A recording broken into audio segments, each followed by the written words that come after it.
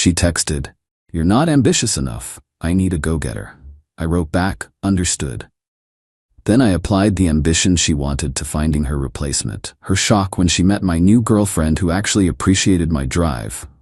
Original post: I, 32 male, work as a project manager at a mid-sized engineering firm. Good job, decent salary around 85K, been there 6 years.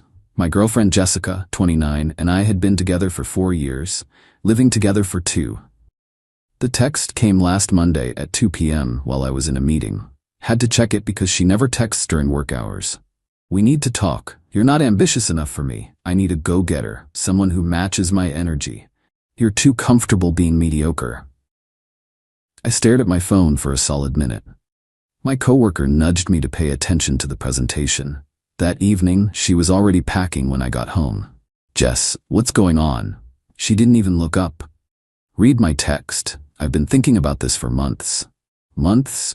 We just went to your sister's wedding together. You introduced me to your grandparents." "Yeah, well, that was before I realized you're never going to be more than this." She gestured vaguely at our apartment.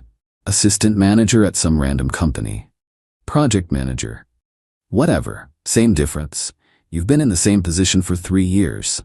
I got promoted twice in 6 years. That's actually pretty good. Troy makes 6 figures. He just got promoted to senior director at his firm. He's 30. Troy." Her coworker who she'd been mentioning a lot lately. "So this is about Troy? This is about you lacking ambition. Troy's just an example of what a real man accomplishes." The entitlement in her voice was staggering. This woman who worked part-time as a yoga instructor, whose car insurance I paid, whose student loans I'd been helping with, was calling me unambitious. "Jess, you work 15 hours a week. I'm building my brand. My Instagram has 3,000 followers. That's not a career. That's a hobby. See? This is why we're done. You don't support my vision." Troy gets it. He says I could be huge in the wellness space. She zipped up her suitcase.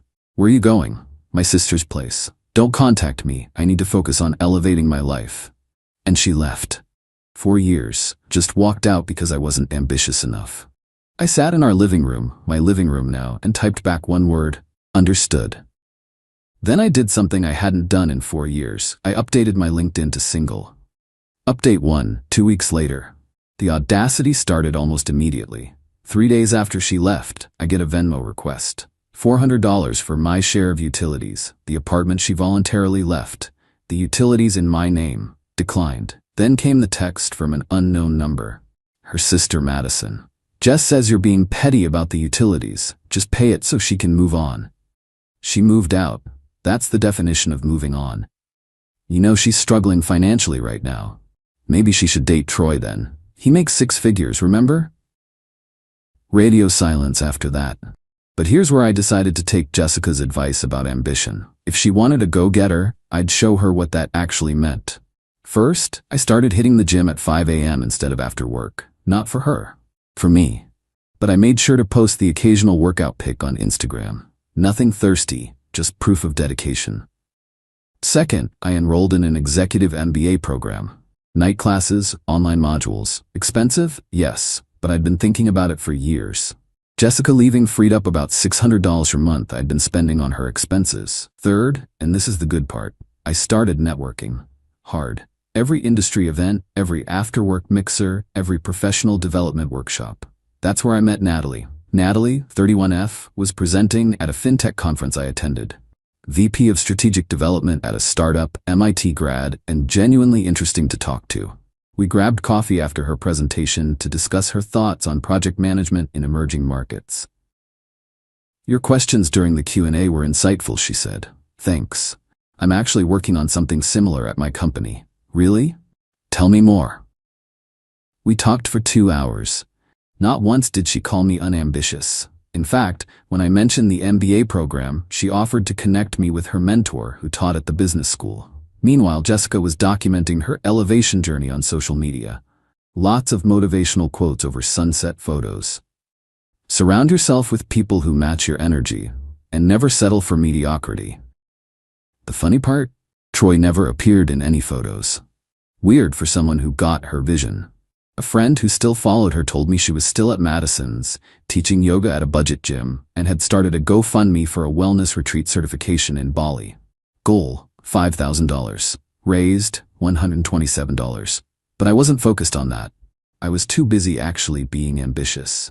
Natalie and I met for coffee again. Then dinner. Then a weekend conference where we both presented. She was brilliant, driven, and actually accomplished. Plus, she thought my job was impressive. Project management is undervalued, she said over drinks. You're literally the person making sure million-dollar initiatives succeed. My ex thought it was mediocre. Your ex sounds like she didn't understand what ambition actually looks like. Update 2. 6 weeks later.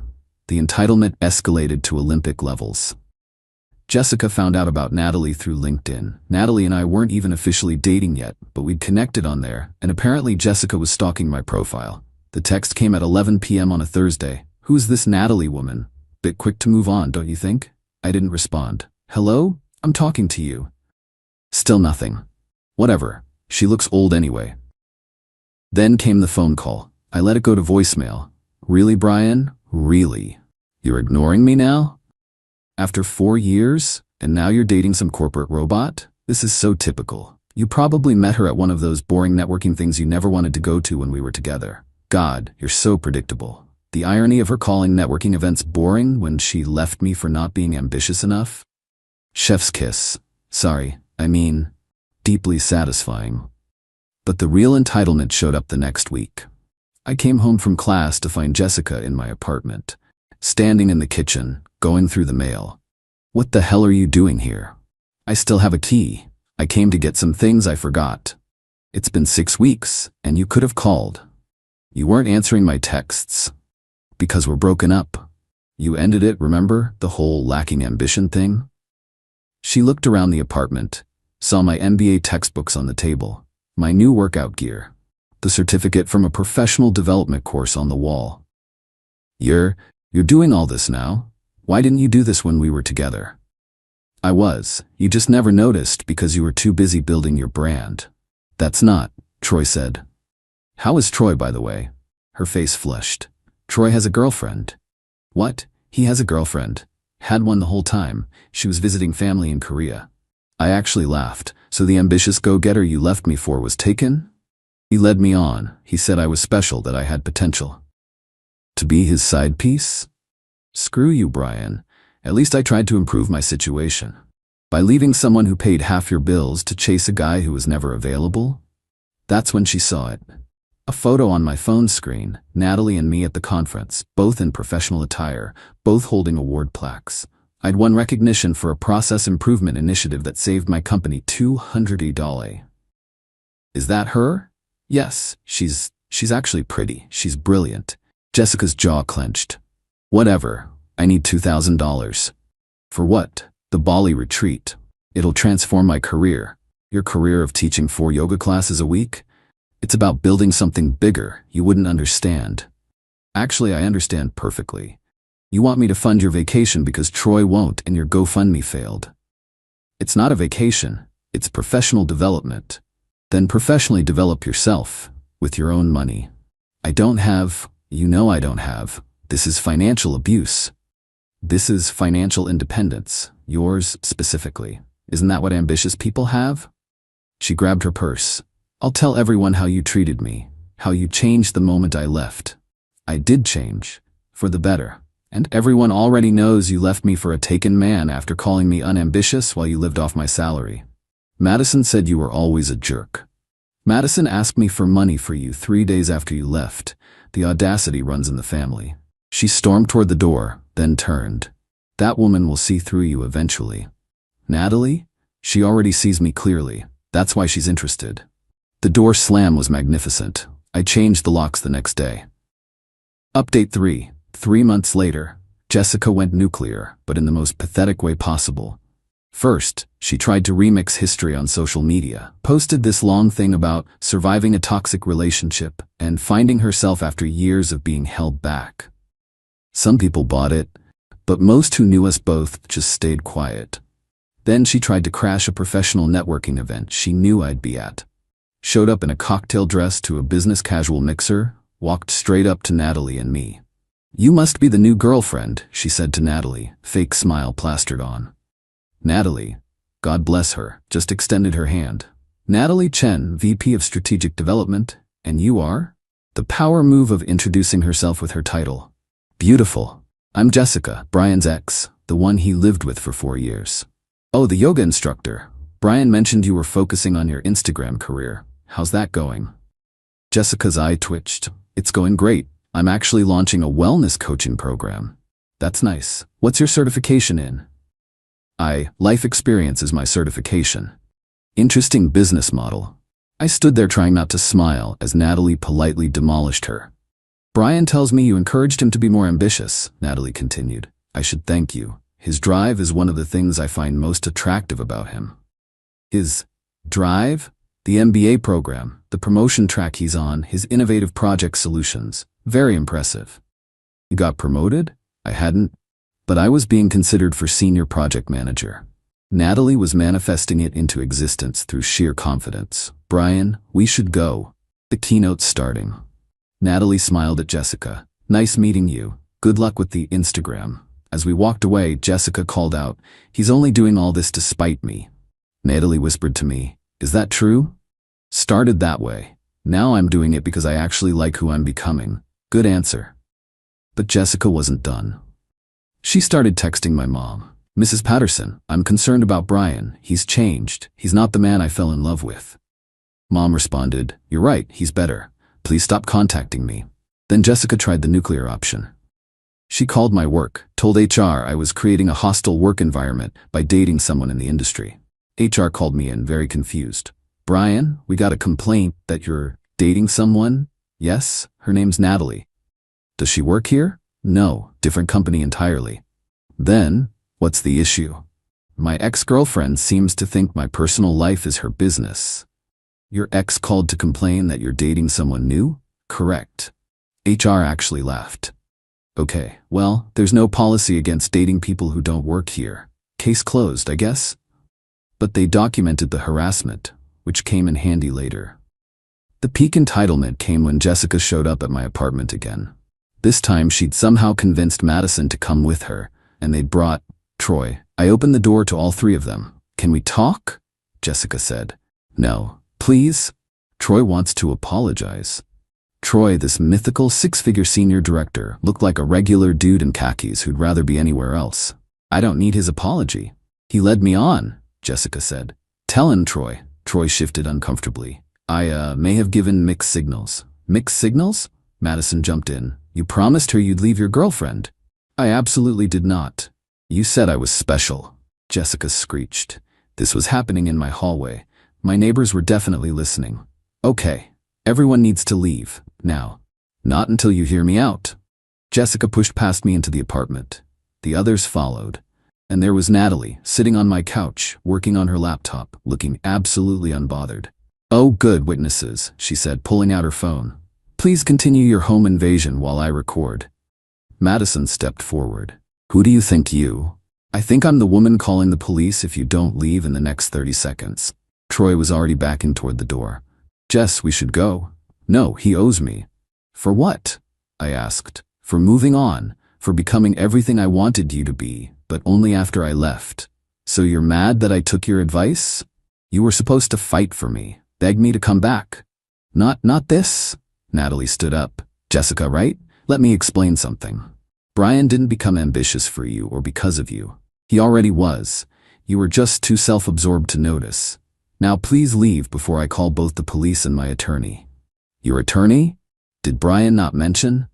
"My father's a partner at Richardson Klein & Associates. Harassment and trespassing charges are kind of their specialty." That was a lie. Her father was a dentist, but Jessica didn't know that. They left. Troy practically ran to his car. Final update. It's been 6 months since Jessica sent that text about ambition. Update on her. She never made it to Bali. The GoFundMe topped out at $341. She's still teaching at the budget gym, still living with Madison, and according to mutual friends, still posting motivational quotes about knowing your worth and leveling up. Troy? Turns out he wasn't a senior director. He was a junior account manager who drove a leased Mercedes he couldn't afford. His actual girlfriend dumped him when Jessica kept showing up at his office. He got transferred to a different branch. Madison still occasionally texts me asking if I want to do the right thing and help Jessica financially. I never respond. As for me, I did get that promotion. Senior project manager, 20% raise, plus bonuses. The MBA program is going well, maintaining a 3.8 GPA while working full-time. Turns out I'm pretty ambitious when I'm doing it for myself instead of trying to prove something to someone who contributes nothing. Natalie and I are officially together. She's incredible, actually accomplished, genuinely supportive, and she laughs when I read her Jessica's old texts about me being mediocre. Mediocre men don't single-handedly save their companies $200K, she said last week. Also, mediocre men don't make me feel the way you do. We're planning a trip to Tokyo next month. I'm paying for it with my bonus. The bonus from the promotion Jessica said I'd never get because I lacked vision. The funniest part? Jessica recently started dating another guy from her gym. Posted about how he's different from her ex and understands her journey. He's a personal trainer who lives with 3 roommates and drives a 2003 Honda Civic. So much for needing a go-getter. The lesson here? When someone tells you you're not enough while they're contributing nothing, believe them. They're telling you they're not enough. And when they leave to chase their delusions of grandeur, let them go. Use that energy to actually improve yourself. Jessica thought ambition meant dating up while doing nothing yourself. She thought success meant Instagram followers and retreat certifications funded by others. She confused actual achievement with the appearance of it. Real ambition is quiet. It's 5 a.m. workouts nobody sees. It's night classes after long work days. It's building something sustainable, not chasing taken men who lie about their job titles. She wanted me to be more ambitious? Careful what you wish for. I became so ambitious I outgrew not just her memory, but any version of myself that would have settled for someone so entitled. Thanks for following this journey. Now, if you'll excuse me, I have a date with an actual accomplished woman who thinks my career is impressive. Crazy how that works when you're with someone who's not a delusional leech. Peace out.